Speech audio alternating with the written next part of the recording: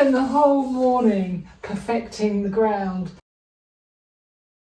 This background, just to be completely bored by it, unexcited by it. So I've gone bonkers, mad with the pink. I might not like it tomorrow. This is what happens when you hit that point. You've worked, and it's not exciting. I recognise what I've done, I know it too well, and it's too comfortable. I might feel very uncomfortable with this tomorrow, but for now, I'm going to leave it here. Always good to leave with a bit of drama, to walk in and think, oh God, or wow, yes. It's just a total learning process all the time. And there's always that fear, I can't do that, and just do it, because if I absolutely hate what I've done, I can just put white paint down, I could go exactly back to where I was, I could go back to printing, I could repeat that process so easily, because it's something I know. But this is unknown territory, these colours. Hi everyone, welcome to this week's video in the cabin in Seville. We saw quite a bit of street art graffitied, and one of the, I'll drop a photograph in,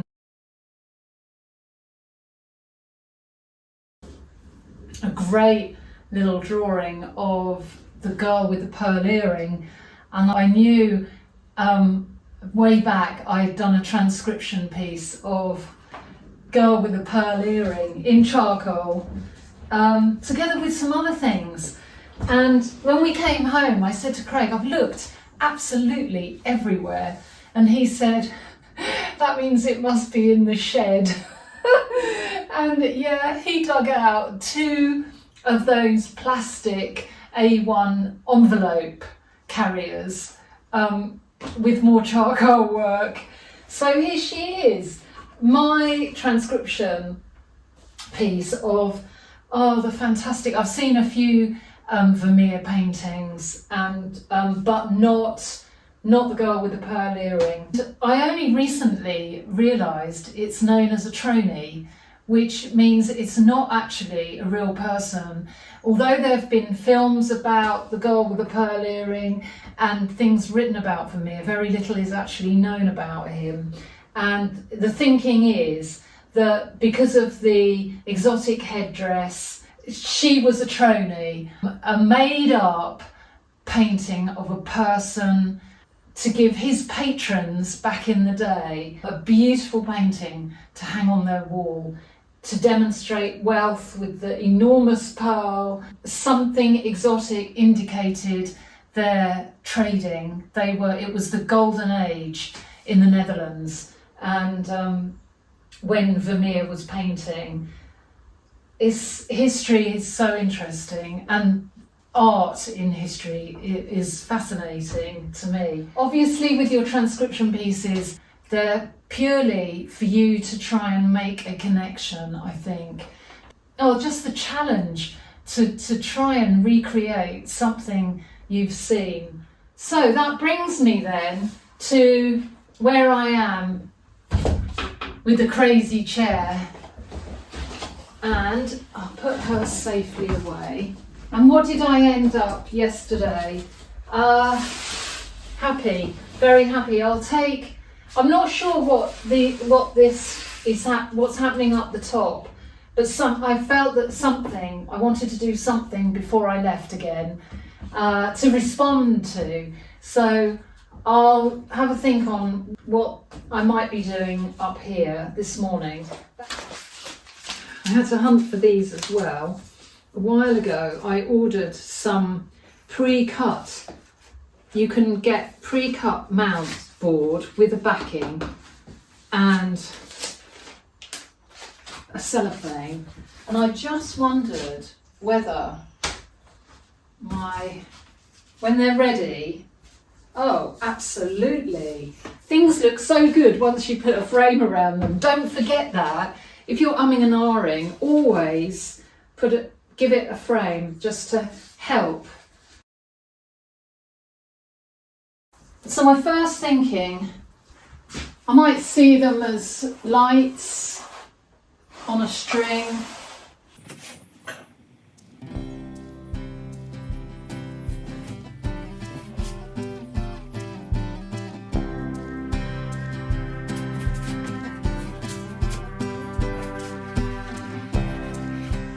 So if I wonder about the black before doing everything in black, so I can quite quickly take that off.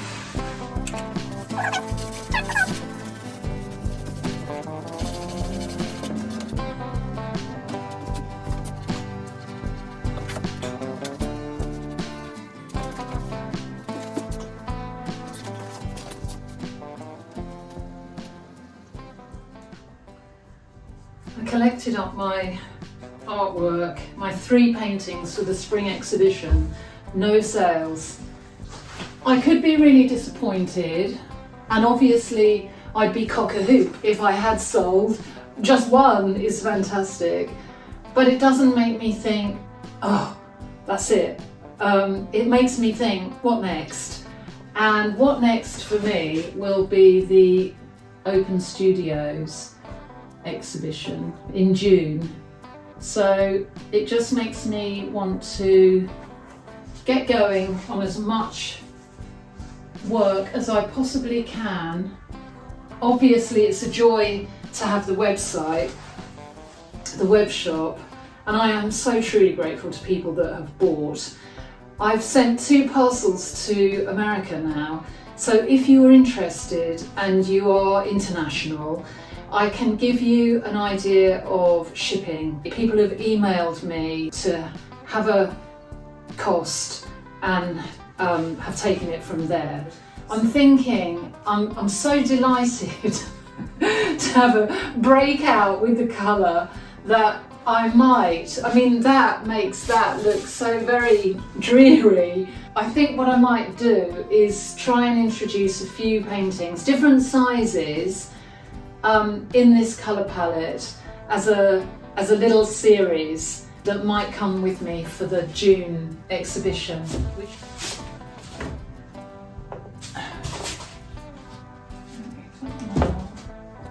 So this is where I lose excess paint.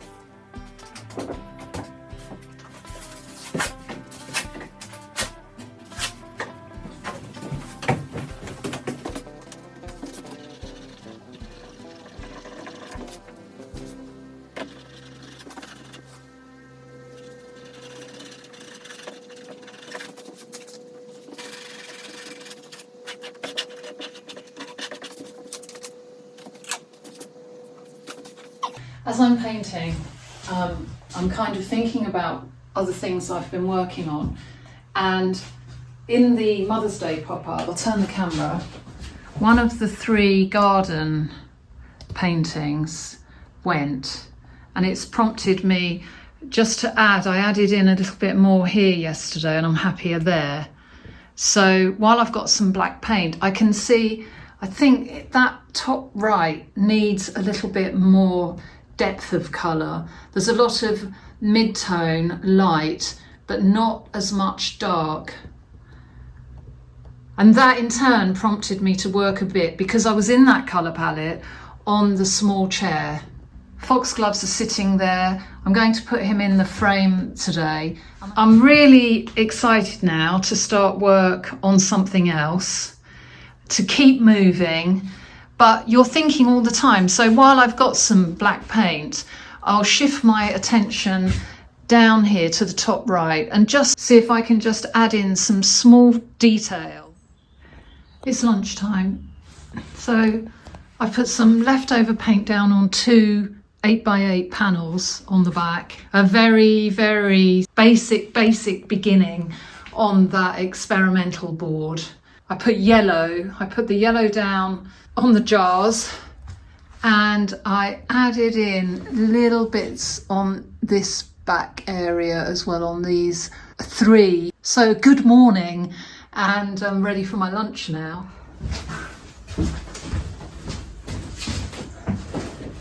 Morning everyone. I've been pulling out a few bits and pieces, things that have been sitting for a little while. I thought I'll get a few things out to think about, to mull over. Last night, thinking about the chair, and because there was such a dramatic change in mood and colour, I'll drop the photos in.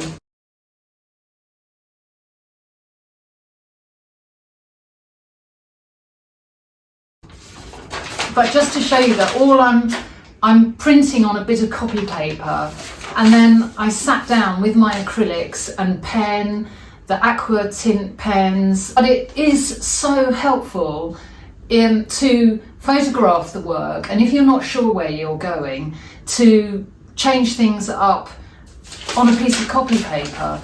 This is the house easel. That chair painting, I'm really having a thing with the chairs at the moment. Sometimes it is just tonal values. So behind me here, mid-tones, so the yellow, the green, there's a little bit of depth in the darker green, plenty of light. I always seem to manage lots of light. And I think a lot of people get scared of the darks. That is my case. I think, oh, I'll keep it all light and bright. Do I want to bring something heavy in? But you do need the contrast. So this morning, I feel like I need to get some depth in here to contrast against this very washy, light area. Again, where can I go with that? I might now go in with a bit of colour. Looking at my small boards, I'm thinking they're about the right size. I could replicate something like that. Might sit nicely in amongst everything else. So that's what I think I might do. Just a little made up floral arrangement. A nice warm up.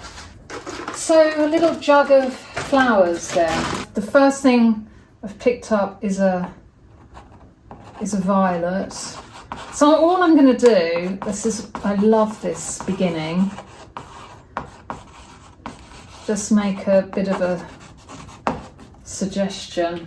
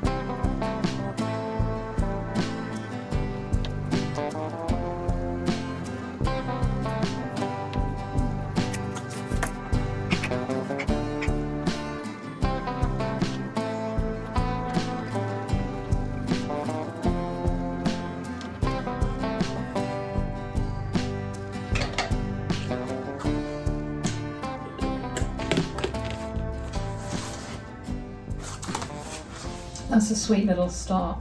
I might just let that dry. Let's grab the other board. And what have I touched on here?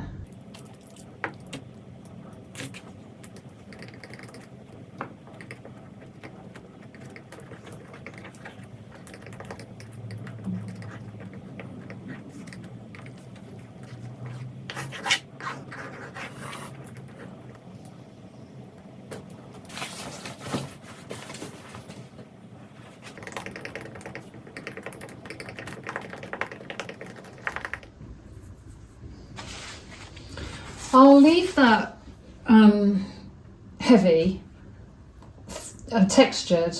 So it's as simple as that. It's as easy as that. Just to get started.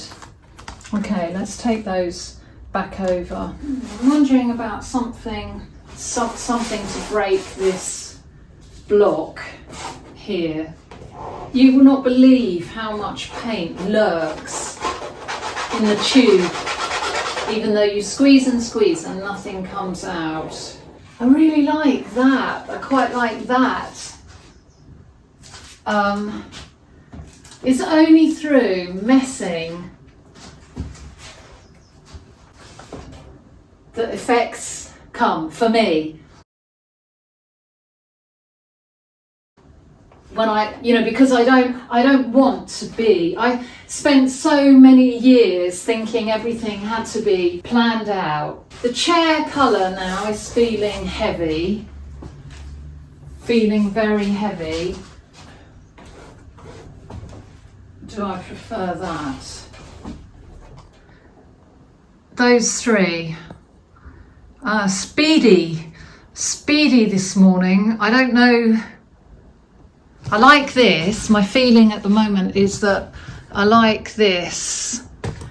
Bringing you in close. Keep going. I'll keep going. It's so good to be back in the cabin, I can't tell you. The sun is now shining. I've put down, something told me to go for a primary blue. I've put a little bit of paint down, but when that's dry, I think just to be double sure, the spray's in the house, so I use my spray and fix it before I do anything more on there. It's so nice to be moving around, and the space, obviously, I'm very lucky to be able to have a few things on the go. Doesn't it feel good when you go from that blank ground to seeing something on it?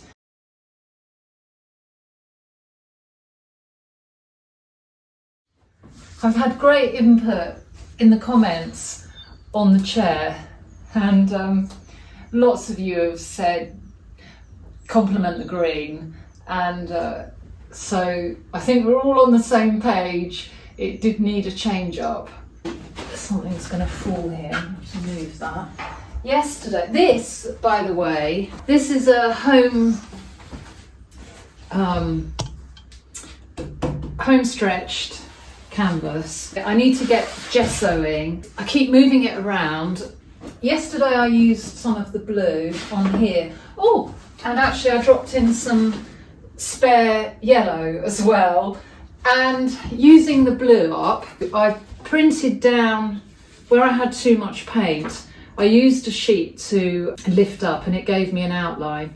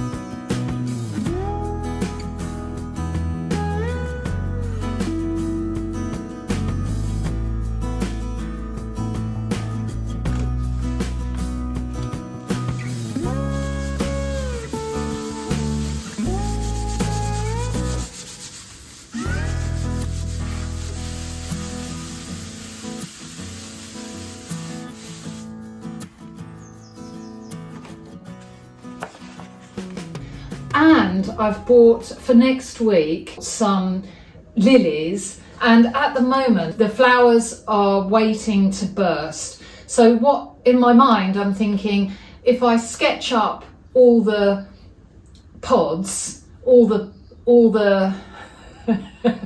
unblossomed blooms before they burst, And then when they do open, I'll go back in. I can go back in and put in some have a go at some open flowers. So that will be for next week, and I'll probably be down there on the house easel.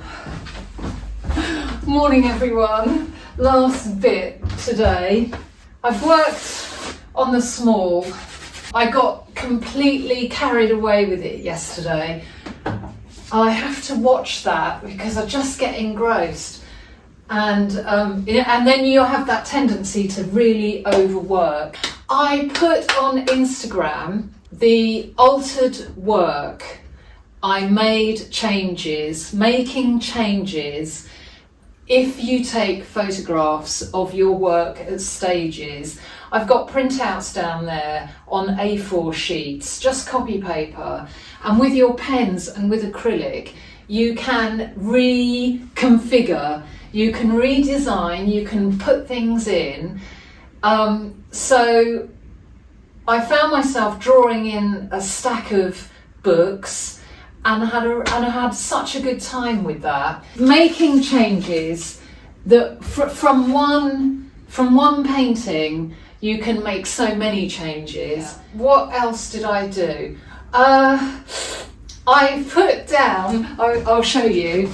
I know, I also read in the comments that people are shouting at me to stop, to step away, which is really lovely. And when I edit, I quite often shout at myself, oh God, why didn't you stop? But when you're in, you all must know that when you're in the thick of it, it is really hard to see the wood for the trees sometimes. So I showed you, I might have put a little bit of extra paint on here. I showed you that yesterday. And that's quite pleasing, and I know how to achieve that quite easily. But as usual, it wasn't enough for me. So on the other one, I don't care too much for this washy background.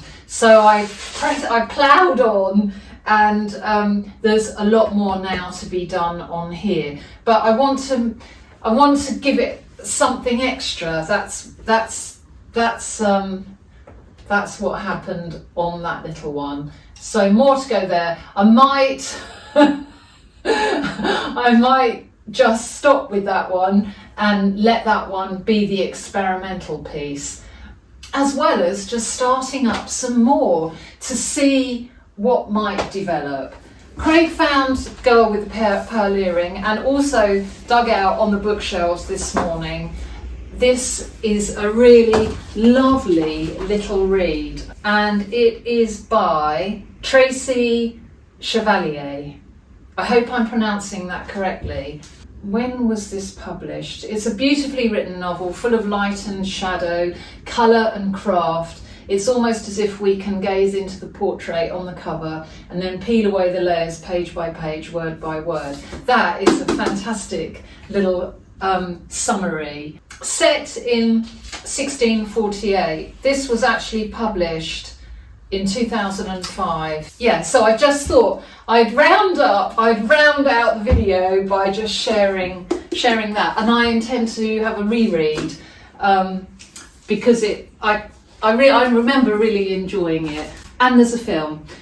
Right, so next week the daylilies, and what else? And whatever else I can get up to. And I've ordered something. I had a voucher, I've ordered something. I don't know if I need it, but it's something that I've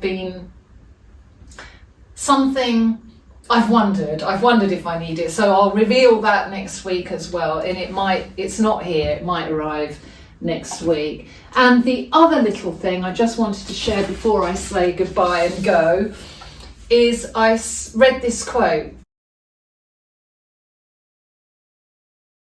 He says, as an artist, it's central to be unsatisfied.